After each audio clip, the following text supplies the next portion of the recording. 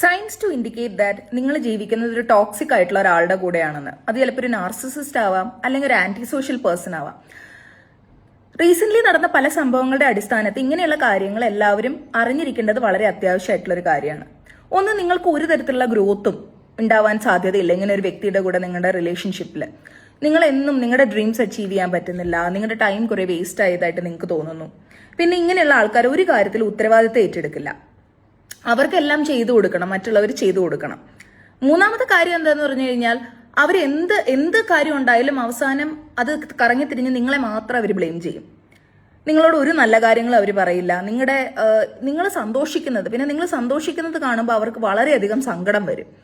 അവർക്ക് നിങ്ങളെ കരയിപ്പിച്ചു കഴിയുമ്പോൾ അവർക്കൊരു പ്രത്യേക തരത്തിലുള്ള ഒരു സുഖം കിട്ടും, ഒരു സാഡിസ്റ്റിക് പ്ലഷർ കിട്ടും.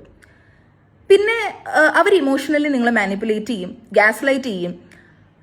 അവസാനം നിങ്ങൾ തന്നെ വിചാരിക്കുന്നു നിങ്ങളാണോ പ്രശ്നം എന്നുള്ള രീതിയിൽ നിങ്ങളുടെ എപ്പോഴും വാക്കിംഗ് ഓൺ എഗ്ഷെൽസ്, അതായത് ഓരോരോ പ്രശ്നങ്ങൾ, ഓരോരോ കാര്യങ്ങൾ, ഗിൽട്ട്, കുറ്റപ്പെടുത്തൽ, ഈ സൈക്കിളിൽ നിങ്ങൾ കിടന്ന് നരകിക്കും.